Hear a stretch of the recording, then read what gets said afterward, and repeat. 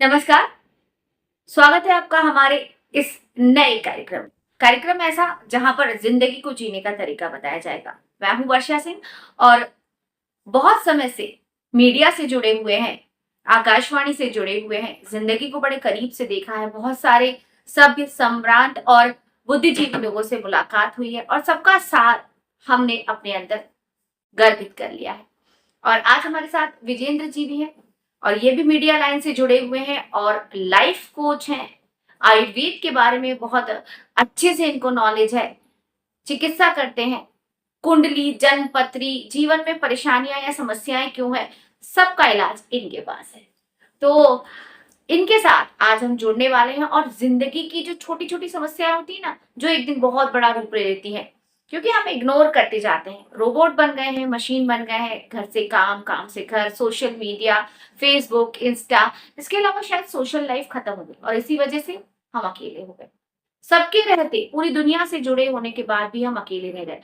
विजेंद्र जी, आप मानते हैं इस बात को कि हम अकेले रह गए हैं?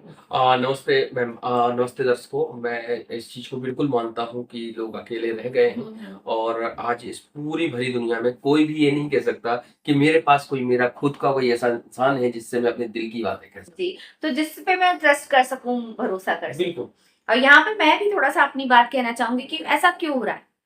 हम अगर रामायण की बात करें तो हनुमान जी जैसा भक्त, वो भक्ति, वो दोस्ती, उसको दोस्ती भी कह सकते हैं, वो कहाँ चली गई?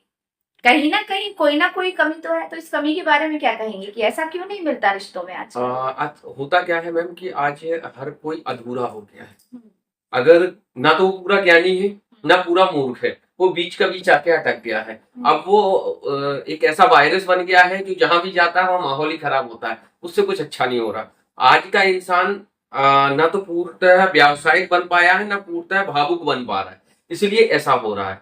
मेरा मानना ऐसा है, एक्चुअली मैं अपने बारे में बता दूं, मेरा नाम ब्रजेन शर्मा है और मैं इंदौर का रहने वाला हूँ। मेरे जीवन की एक छोटी सी कहानी है मैम कि ठोकर खा के ही आदमी ठाकुर बनता है। वाह, क्या बात कही। अक्सर जीवन में अगर कामयाब होना है तो पहले आपको ठोकरें खानी पड़ेंगी और लाइफ को नजदीक से देखना है तो पहले आपको अपने बुरे दिनों के बारे में सोचना पड़ेगा। जी। अगर आपको लाइफ में कभी धोखा मिल रहा है, कभी आपको परेशानियां मिल रही हैं, तकलीफ मिल रही है, तो डरिएगा मत। जी, और दूसरे के दर्द को समझिए। कहते हैं ना, जाके पाँव ना पड़े बेबाई, वो क्या जाने पीर पराई। बिल्कुल। पीर पराई जब समझने लग जाएंगे, अपने दुख को उन सामने वाले के दर्द से कनेक्ट कर पाएंगे या अपनी खुशियों को उनसे जोड़ पाएंगे, तो खुश होने का ज्यादा मौका मिलेगा। और होता क्या मैम कि जब सोने को सोना बनाया जाता है, सोनार सोने को सोना बनाता है तो तपाता है। भगवान जब आपको इंसान बनाने के काबिल, अगर आप ईश्वर आपको कोई दुख तकलीफ दे रहा है तो ये मानिएगा कि वो समाज में आपको प्रतिष्ठित करने की कोशिश कर रहा है। वो काबिलियत चेक कर रहा है कि आप कामयाब होने के लायक हैं भी या नहीं है। तो आज आज हम जो बात कर रहे हैं, जैसा कि आपने कहा अकेलापन, तो आज हम इसके बारे में छोटी सी शुरुआत करते हैं। अकेलेपन की जो शुरुआत होती है मैम, वो घर से होती है। जी। आज हम सभी व्यवसायिक हैं। मम्मी को भी ड्यूटी जाना है, पापा को भी ड्यूटी जाना है, बच्चों को दूसरों के भरोसे तो नहीं छोड़ सकते ना मैम। बच्चों को क्या किया, एक कमरे में लिया और बंद कर दिया, तो सोशल नहीं रहे फिर वो ना बाहर खेल पाएगा। अगर बाहर अकेले में खेलता है तो पता चला आज क्राइम इतना बढ़ गया है कि कुछ भी हो सकता है। इस डर से बच्चे को अकेले कमरे में बंद कर दिया। अब वो कमरे में अकेला बंद है, उसे बाहर से जो कुछ भी दिख रहा है उसे लग रहा है कि कोई मुझे देखे। ये काफी की जो है मानसिकता होती है कि लोग उसे देखें, उससे मिले, उससे बातचीत करें। बचपन से ये चीज होती है। तो मैम क्या होता है, माता पिता ड्यूटी पे व्यस्त हो जाते हैं, फिर मम्मी घर पे आई तो घर के काम में व्यस्त हो गई, फिर थोड़ी देर बाद जो है घर के काम से फुर्सत हुए तो थोड़ी देर मोबाइल, इंस्टाग्राम भी चलाना, क्योंकि सोशल मीडिया भी, और फिर और मोबाइल पे तो हर चीज दिखाई दे रही है। हो सकता है कोई अडल्ट कंटेंट भी बच्चा देख ले, पेरेंट्स तो है ही नहीं। बिल्कुल। और फिर उनकी मानसिकता उस तरह की हो जाए, जबकि उनकी उम्र ही नहीं। बिल्कुल। और होता क्या है मैम, जब इसे अकेले बच्चे को फिर लगती है बुरे लोगों की नजर।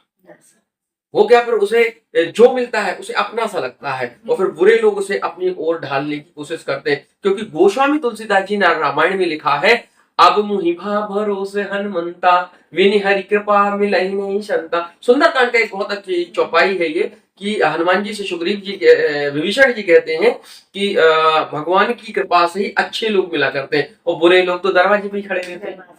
तो बड़ी मैम अच्छी बात होता क्या है मैम, कि उस बच्चे को फिर बुरे लोगों की नजर लग जाती है, बुरे लोग उसे टॉफी देते हैं, फिर चॉकलेट देते हैं, फिर मिठाई खिलाते हैं, फिर अपना दोस्त बताते हैं और धीरे धीरे उसे एक ऐसी दुनिया में ले जाते हैं जिसके जीवन के लिए हानिकारक होती है। जब तक उसे इस बात का पता लगता है कि अरे मेरे साथ क्या हो गया, एक छोटी सी बच्ची का एक छोटा सा उदाहरण दे रहा हूं मैं, इसी इंदौर का उदाहरण दे रहा हूँ। मम्मी पापा दोनों ड्यूटी करते थे, दोनों जॉब करते थे, बच्ची घर में अकेली रहा करती थी, उनके ऊपर एक और किराएदार रहा करता था। वो किराएदार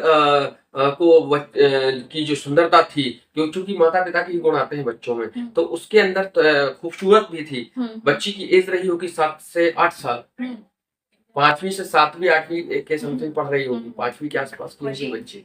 एक एज बता रहा हूँ मैं, एक ऐसा क्राइम बताने जा रहा हूँ जो शायद इंदौर के इतिहास का सबसे बड़ा क्राइम रहा हो। सो मैं आपको बता दूं, जब बच्ची छोटी थी, कमरे में बंद कर दिया, मम्मी ड्यूटी चली गई, पापा ड्यूटी चले गए, 2 घंटे 3 घंटे वो अकेले रहा करती थी। वो ऊपर वाला व्यक्ति देखते रहता था, उसे ताकता रहता था। तो एक छोटी सी खिड़की हुआ करती थी जिसके बाहर से वो हाय हेलो कर लिया करेगा, थोड़ी सी मीठी मीठी बातें कर लिया करेगा, कभी कभार छोटे छोटे तकियों से टच कर लिया करता था। उससे वो टच लड़की को लगा कि शायद ये मेरा कोई अपना है और यही मेरा सबसे बड़ा अच्छा व्यक्ति है। और वो धीरे से कहता था, मम्मी को मत बताना, पापा को मत बताना, और उसकी बातों में और उसके चूंकि वो ट्रस्ट करती थी, क्योंकि उस अकेलेपन में वही एक ऐसा व्यक्ति था कि वो जो उसके साथ था, मतलब अकेला नहीं छोड़ा। साहब अपन ने अकेलेपन की बात की, बच्चों के अकेले, बहुत अच्छी बात की। इस टॉपिक को हम अपने अगले एपिसोड में भी ले जाएंगे।